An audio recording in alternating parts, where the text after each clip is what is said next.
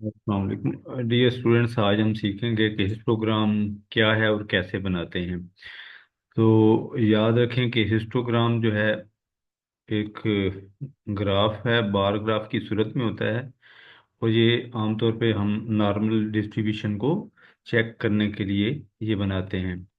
तो हिस्टोग्राम के लिए हम एक क्लास बाउंड्रीज लेते हैं।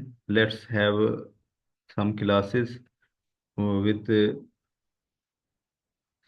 There frequencies. ये 10 से 20 तक एक क्लास है, एक 20 से 30 तक होगी next class, then 30 to 40, then 40 to 50, then 50 to 60, और नेक्स्ट है 60 to 70।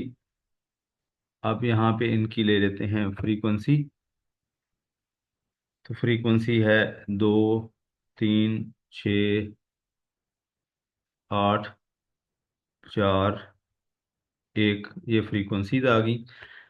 अब सबसे पहले हम इसका एक सिंपल बार ग्राफ बनाते हैं। सिंपल बार ग्राफ बनाने के लिए हम डाटा को सिलेक्ट करेंगे, और ये सिलेक्ट करने के बाद ये इंसर्ट जो है हम दबाते हैं और कॉलम चार्ट पे आते हैं। तो ये हमारे पास एक बार ग्राफ बन गया, सिंपल बार ग्राफ। इसको हम कह लेते हैं कि ये बार चार्ट है, showing frequency of different classes. अब ये जो बार चार्ट्स हैं, तो इनकी मुख्तलिफ प्रॉपर्टीज़ हैं यहाँ पे। अब ये देखें, ये विड्थ आम तौर पे क्लास इंटरवल के बराबर रखते हैं। और ये अगर ये दरमियान में जो विड्थ है इसको हम कम कर दें, तो ये हमारे पास जो है क्या आ जाएगा, हिस्टोग्राम। तो ये देखें, इसको मैं इधर राइट क्लिक करता हूँ और ये गैप विड्थ 0 कर देता हूँ। तो ये सारी रेक्टेंगुलर बार्स जो हैं ये आपस में मिल गए। इस तरह ये हमारी जो है ये हिस्टोग्राम बन गई। तो हिस्टोग्राम जो है ये शो करती है कि ये क्लास, हर रेक्टेंगल जो है वो ये लोअर क्लास से शुरू होती है और अपर क्लास बाउंड्री पे ख़त्म हो रही है।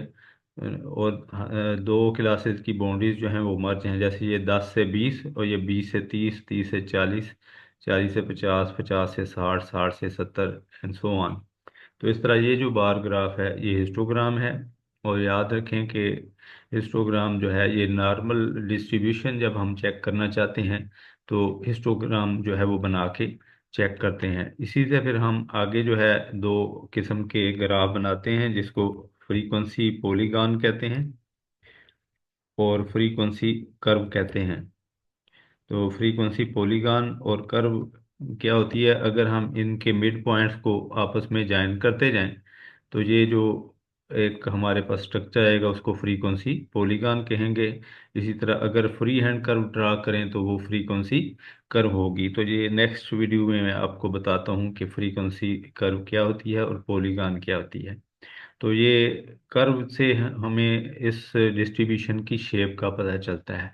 तो नॉर्मल डिस्ट्रीब्यूशन जो है वो आम तौर पे इस तरह की होती है कि अगर ये सेंट्रल वैल्यूज जो है मीन के अराउंड जितनी ज़्यादा होंगी वो नॉर्मल डिस्ट्रीब्यूशन को शो करती हैं। नेक्स्ट वीडियो में मैं आपको इनकी प्रॉपर्टीज भी बताऊंगा। Thank you.